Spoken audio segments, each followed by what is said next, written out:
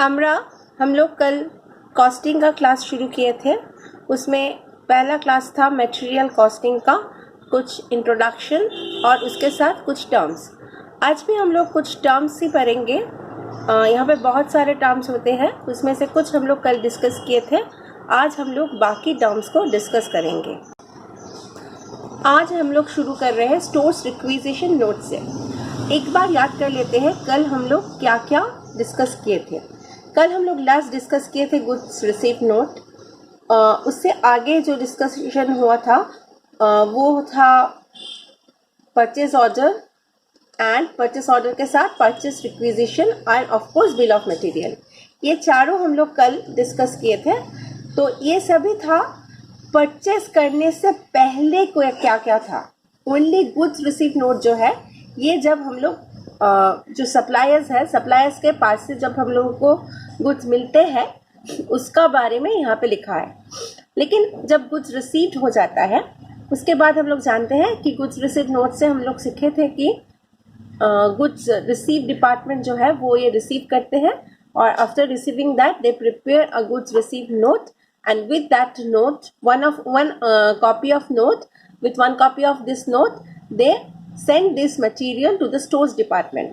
ये पूरा सामान जो आए हैं with goods received note का एक कॉपी लेके वो लोग ये भेज देते हैं स्टोर्स डिपार्टमेंट में। अब स्टोर्स डिपार्टमेंट का काम क्या है? स्टोर्स डिपार्टमेंट जो है वो अपने पास रखेंगे।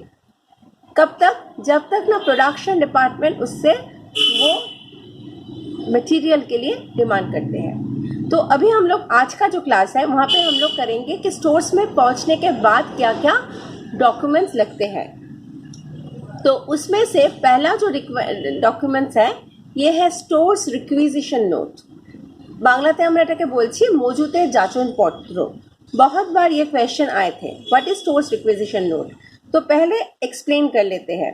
देखो, जब प्रोडक्शन डिपार्टमेंट को अपना प्रोडक्शन को इंटरप्ट नहीं करना है, उनको मटेरियल चाहिए, वो प्रोडक्शन कर रहे हैं उसको मटेरियल चाहिए, वो कहाँ से मटेरियल उनको मिलेगा? उनको मिलेगा स्टोर्स डिपार्टमेंट से। तो उनको स्टोर्स डिपार्टमेंट में आएगा और बोलेगा कि हमको मटेरियल दो, ऐसा कोई नहीं देता है। तब क्या करना है? तब उनको एक प्रॉपरली एक नोट लिखना है, एक डॉक्यूमेंट प्रिपेयर करना है। जिस डॉक्यूमेंट में उनको स्टोर्स डिपार्टमेंट को रिक्वेस्ट करना है कि उसे कितना मटेरियल चाहिए, कौन सा मटेरियल चाहिए, क्या क्वालिटी का मटेरियल चाहिए, ये लिखना है। ये जो नोट है, जो डॉक्यूमेंट्स है जहाँ पे प्रोडक्शन डिपार्टमेंट स्टोर्स डिपार्टमेंट से मटेरियल को मांगते हैं जिस नोट के तरीके से, तो उस नोट को हम लोग कहते हैं स्टोर्स रिक्विजिशन नोट। देखो यहाँ पे क्या लिख के दिए है, it is a note prepared by production department for requisition of material to the stores department। तो इसका मतलब ये stores requisition note कौन प्रिपेयर कर रहे हैं? stores requisition notes are prepared by the production department and वो कहाँ पे भेजते हैं इसे उन्होंने भेजते हैं stores department को। stores department क्या करते हैं? इस नोट को अपने पास रखते हैं और according to their demand they supply the materials to that production department। তো বাংলাতে কি লিখে দিয়েছি, এই দলিলটি সংশ্লিষ্ট বিভাগ মানে যে উৎপাদন বিভাগ আর কি মজুদ বিভাগকে প্রয়োজনীয় কাঁচামাল সরবরাহ করার জন্য প্রস্তুত করে থাকে তাকে আমরা বলছি মজুতের যাচনপত্র। অনেকবার প্রশ্নটা এসেছে, সুতরাং প্রশ্নটার উত্তর ভালো করে নিজের খাতায় লিখে নিতে হবে। তো এটা গেল স্টোর্स रिक्विजिशन नोट। इसके बाद हम लोग आ रहे हैं, इसके बाद जो टर्म्स है वो है material return note. Now what is material return note? देखो, मटेरियल रिटर्न तो एक्चुअली दो टाइप का होता है। एक हो सकता है क्या, जब सप्लायर भेजते हैं सप्लायर्स जब फर्म को भेजते हैं वहाँ पे एक रिटर्न हो सकता है। क्यों रिटर्न हो सकता है? एक तो रीज़न हो सकता है कि रिटर्न जो कर रहे हैं कि एक्सेस मटेरियल आए हैं।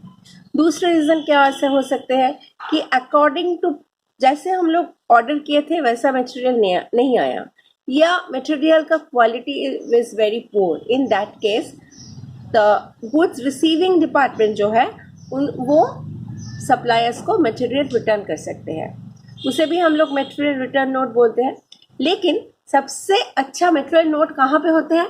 जब सपोज स्टोर्स डिपार्टमेंट से मटेरियल मांगे हैं कोई प्रोडक्शन डिपार्टमेंट, और स्टोर्स डिपार्टमेंट वो भेज भी दिए, लेकिन at the time of production department को लग रहा है कि उन्होंने मटेरियल ज़्यादा हो गया, ज़्यादा मांगा, या स्टोर्स डिपार्टमेंट बाई मिस्टेक कुछ ज़्यादा मटेरियल भेज दिए हैं।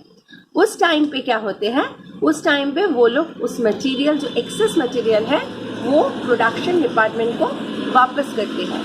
तो ये जो प्रोडक्शन डिपार्टमेंट में वो वापस कर रहा है, उसके लिए भी उसे एक नोट प्रिपेयर करना है, नहीं तो कोई रिकॉर्ड नहीं रहेगा ना। ये रिकॉर्ड रखने के लिए प्रोडक्शन डिपार्टमेंट जब मटेरियल को रिटर्न करते हैं तब एक नोट के साथ उसे रिटर्न करते हैं, उसे हम लोग कहते हैं मटेरियल रिटर्न नोट। देखो डेफिनेशन में हम बोल सकते हैं, when production department found excess material that is more than material required, or if the material is not as per their requirement, they return it to stores department with a note stating reason, is called material return note।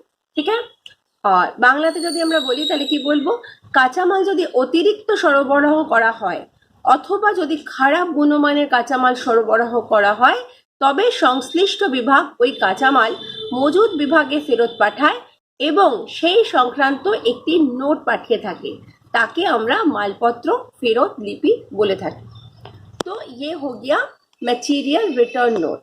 इसके बाद जो next terms को हम लोग पढ़ेंगे वो है material transfer note. पहले इसको डिस्कस कर लेते हैं।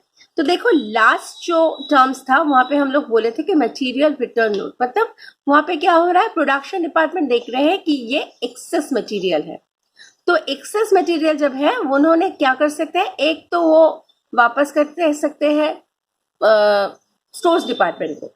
दूसरा क्या हो सकता है, दूसरा देखो suppose there are two departments, एक बैग एक शू डिपार्टमेंट, हम एक लेदर मैन्युफैक्चरिंग कंपनी के लिए बोल रहे हैं।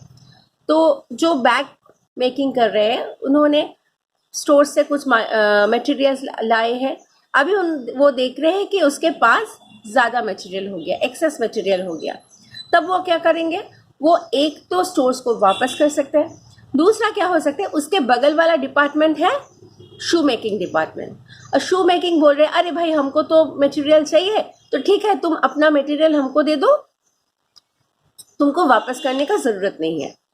तो ये जो इसे हम लोग कहते हैं मटेरियल ट्रांसफ़र। क्या हुआ है, एक department that is bag department से ये ट्रांसफ़र हो रहा है शू मेकिंग डिपार्टमेंट में। तो ये जो ट्रांसफ़र हुआ है यहाँ पे भी एक नोट है, कौन प्रिपेयर करेगा, जो ट्रांसफ़र कर रहे हैं, ट्रांसफरर जो है, मतलब यहाँ पे हम लोग का एग्जाम्पल में है बैग डिपार्टमेंट। जो बैग डिपार्टमेंट वो इसको प्रिपेयर करते हैं, 3 कॉपी प्रिपेयर करते हैं, एक कॉपी अपने पास रखते हैं, दूसरे कॉपी वो जिसको भेज रहे हैं, जैसे यहाँ पे शू मेकिंग डिपार्टमेंट में वो मटेरियल को ट्रांसफ़र कर रहे हैं, वहाँ पे एक नोट भेजते हैं, और तीसरा जो नोट है वो सीधा प्रॉफिट एंड लॉस कॉस्ट जो अकाउंट्स डिपार्टमेंट है, कॉस्टिंग डिपार्टमेंट है, वहाँ पे ट्रांसफ़र करते हैं, भेज देते हैं। यहाँ पे जो स्टोर्स डिपार्टमेंट है उसका कोई रोल नहीं है, स्टोर्स डिपार्टमेंट को खबर देने का भी कोई ज़रूरत नहीं है। हाँ, यहाँ पे स्टोर्स डिपार्टमेंट का कोई रोल ही नहीं है, यहाँ पे टोटल रोल है जो 2 डिपार्टमेंट में ट्रांसफ़र हो रहा है, उन दोनों डिपार्टमेंट में, और ऑब्वियसली जो अकाउंट्स डिपार्टमेंट है उसे तो ये खबर होना ही चाहिए। लेकिन हम तो बोल रहे हैं ये मटेरियल ट्रांसफर नोट, ऐसा होता भी है, लेकिन ये ज़रूरी भी नहीं है, ऐसा ये रिक्वायर्ड नहीं है। कोई इस जो मेथड है इसको अच्छे नहीं बोलते हैं, इस method is not required actually. तो ठीक है, तो मटेरियल ट्रांसफर नोट और मालपत्र ফেরত লিপি একে আমরা কাকে বলছি, if excess material of one job is transferred to another job with a note, then that note is called material transfer note। আর একটা বাংলায় কি বলছি, একটি কাজের অতিরিক্ত কাঁচামাল যদি মজুদ বিভাগকে ফেরত না পাঠিয়ে অন্য বিভাগে স্থানান্তর করা হয় একটি নোটের সাহায্যে, সরি এখানে লিখতে ভুল হয়েছে, তখন ওই নোটটিকে বলা হয় মালপত্র ফেরত লিপি। तो ये तो हम लोगों का इंट्रोडक्शन चैप्टर का कुछ टर्म्स हो गए हैं, और भी कुछ टर्म्स हम लोगों को पढ़ना है। जैसे पहले हम लोग पढ़ेंगे बीन कर्ड। इसके बाद जो टर्म्स हम लोगों को जानना है वो है बीन कर्ड। इसका जिक्र क्लास 11 में भी था, फिर से एक बार याद दिलाते हैं। बीन कर्ड क्या है? Bin card it is a statement. तो इस स्टेटमेंट में क्या रिकॉर्ड होते हैं? देखो, जो स्टोर्स डिपार्टमेंट है उसे गुड्स रिसीव डिपार्टमेंट ने मटेरियल भेज दिए हैं, स्टोर्स डिपार्टमेंट अपने पास रख रहे हैं। अभी जब प्रोडक्शन डिपार्टमेंट है, there are different production department, they ask for the material and stores department क्या कर रहे हैं? उस मटेरियल को भेज रहे हैं। तो ये जो एक बार मटेरियल आ रहे हैं जा रहे हैं, उसका बैलेंस कितना है, फिर से खरीदना है या नहीं है, जो परचेस रिक्विजिशन देना है, इसके लिए स्टोर्स डिपार्टमेंट जो स्टोर कीपर है वो एक स्टेटमेंट प्रिपेयर करते हैं, उसे कहते हैं बीन कार्ड। तो इस बीन कार्ड में क्या लिखा रहता है? कितना मटेरियल रिसीव्ड हुआ है, कितना मटेरियल इशू हुआ है, और उसका बैलेंस क्या है। और फॉर एवरी मटेरियल ये बीन कार्ड प्रिपेयर किया जाता है।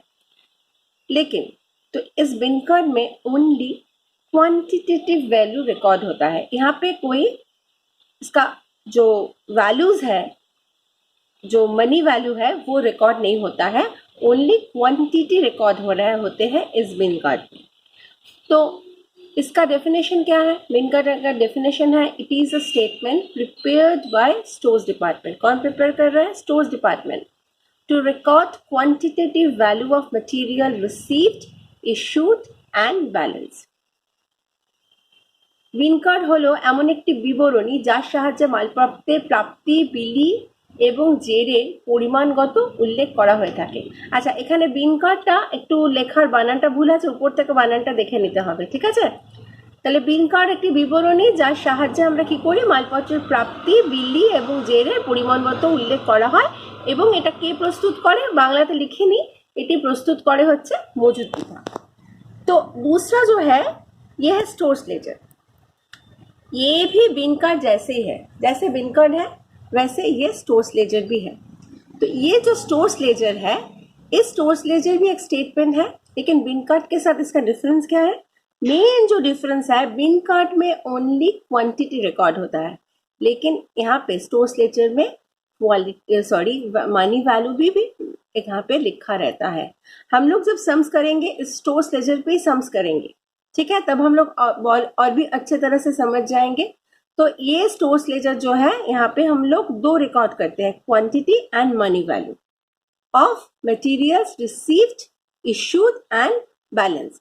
देखो जो डेफिनेशन है, it is a statement prepared bye costing department. तो देखो हम लोगों को एक डिफरेंस मिल रहा है बिन कार्ड का डिफरेंस के साथ इसका डिफरेंस। बिन कार्ड में क्या था? बिन कार्ड में था प्रिपेयर कौन कर रहा है? Store keeper, stores department. और यहाँ पे हम लोग देख रहे हैं कॉस्टिंग डिपार्टमेंट, ये इसको प्रिपेयर करते हैं to record quantity and value of material receive, issue and balance. तो दूसरा जो डिफरेंस है यहाँ पे से हम लोग को पता चल जा रहा है कि यहाँ पे हम लोग quantity and money value both record करते हैं, और बिन कार्ड में हम लोग ओनली क्वांटिटी रिकॉर्ड करते हैं। বাংলায় এটি এমন একটি বিবরণী যেখানে হিসাব বিভাগ মালপত্রের প্রাপ্তি, বিলি এবং জেরের পরিমাণ এবং মূল্য उभयई उल्लेख করে থাকে। तो ठीक है, तो इन दोनों का एक डिफरेंस भी हम लोगों को पढ़ना है, ठीक है? तो ये जो डिफरेंस देखो, bin card and stores ledger का डिफरेंस है। देखो पहला डिफरेंस क्या है bin card and stores ledger में? Only quantitative values are recorded. Stores ledger में क्या है? Quantitative and money value both are recorded. বাংলায় যদি আমরা দেখতে চাই, বিন কার্ড শুধুমাত্র পরিমাণগত অংশ দেখানো হয়, আর মজুদ খতিয়ান যা স্টোর্স লেজারের বাংলা, পরিমাণ এবং মূল্য উভয়ই দেখানো হয়। আমরা আগেও বলেছি এই পার্থক্যটা। Second, it maintains store keeper, ठीक है? स्टोर्स लेजर में क्या है? It maintains accounts department. देखो বাংলাতে কি লিখেছি? মজুদ রক্ষক এটি প্রস্তুত করে, मौजूद खतियानटा की एटी हिसाब विभाग प्रस्तुत करे। ये जो दो डिफरेंस हम लोग पहले ही बोल चुके थे, और भी दो डिफरेंस हम यहाँ पे दिखा दिए। बिन कार्ड में valuation of closing stock is not required. तो देखो वैल्यूएशन तो कहाँ पे होगा? जहाँ पे मनी वैल्यू होगा। तो बिन कार्ड में तो मनी वैल्यू ही नहीं है, सो क्लोजिंग स्टॉक का valuation is not required in bin card. लेकिन स्टोर्स लेजर में क्या है? देखो, स्टोर्स लेजर में मनी वैल्यू हम लोग रिकॉर्ड करते हैं, so valuation of closing stock is important. তো এখানে আমরা পার্থক্য বাংলায় কি দেখছি? অন্তিম মজুদ সম্ভারের মূল্যায়ন করার প্রয়োজনীয়তা নেই, মজুদ খতিয়ানে আমরা দেখতে পাচ্ছি অন্তিম মজুদ সম্ভারের মূল্যায়ন গুরুত্বপূর্ণ। और जो फोर्थ डिफरेंस है, bin card is not accounting record, so costing profit and loss is not prepare from it. Bin card में तो कोई मनी वैल्यू नहीं है, so it is not a accounting record. ये सिर्फ किसके पास रहते हैं? स्टोर कीपर के पास, कि उनको पता चले कितना मटेरियल आ रहा है, जा रहा है और कितना पड़ा है, नया परचेज रिक्वेजिशन देने का जरूरत है या नहीं। ठीक है। लेकिन stores laser is an accounting record and costing profit and loss account prepares from it. ठीक है। বাংলাতে যদি দেখতে চাই, বিন কার্ড হিসাব নিকাশের তথ্য নয়, তাই এর থেকে লাভ ক্ষতি বিবরণী প্রস্তুত করা হয় না। আর মজুদ খতিয়ান হিসাব নিকাশের তথ্য, তাই এর থেকে লাভ ক্ষতি বিবরণী প্রস্তুত করা হয়। তাহলে আজকের জন্য আমরা এইটুকুই পড়লাম। यहाँ पे हम लोग आज क्या क्या पढ़े हैं और एक बार देख लेते हैं हम लोग क्या क्या पढ़े हैं। आज हम लोग शुरू किए थे यहाँ से कि स्टोर्स रिक्विजिशन नोट क्या है, दूसरा था मटेरियल रिटर्न नोट क्या है, तीसरा material transfer note, and lastly हम लोग बीन कार्ड और स्टोर्स लेजर किसे कहते हैं एंड इसका डिफरेंस। देखो, बुक अगर तुम लोगों के पास बुक है तो वहाँ पे देखोगे कि बहुत सारे डिफरेंस है, लेकिन हम यहाँ पे 4 मेन डिफरेंस दिखाए हैं, क्योंकि तुम लोगों का जो क्वेश्चन आता है मैक्सिमम 4 मार्क्स का ही क्वेश्चन आता है, उसमें 4 पॉइंट लिखने अच्छा होगा। और अगर एसएक्यू है, एसएक्यू में तो वन डिफरेंस इज, ठीक है, 1 डिफरेंस लिखने से ही चलेगा, कभी कभी 2 डिफरेंस बोलने से तुमको 2 डिफरेंस लिखना पड़ेगा। तो 4 जो मेन पॉइंट है, पॉइंट ऑफ डिफरेंस है, उसी 4 पॉइंट को हम लोग डिस्कस किए हैं। तुम लोग बुक से और भी डिफरेंस देख सकते हो, और अगर कोई प्रॉब्लम है तो हमें पूछ सकते हो। Okay, that's all for today, thank you.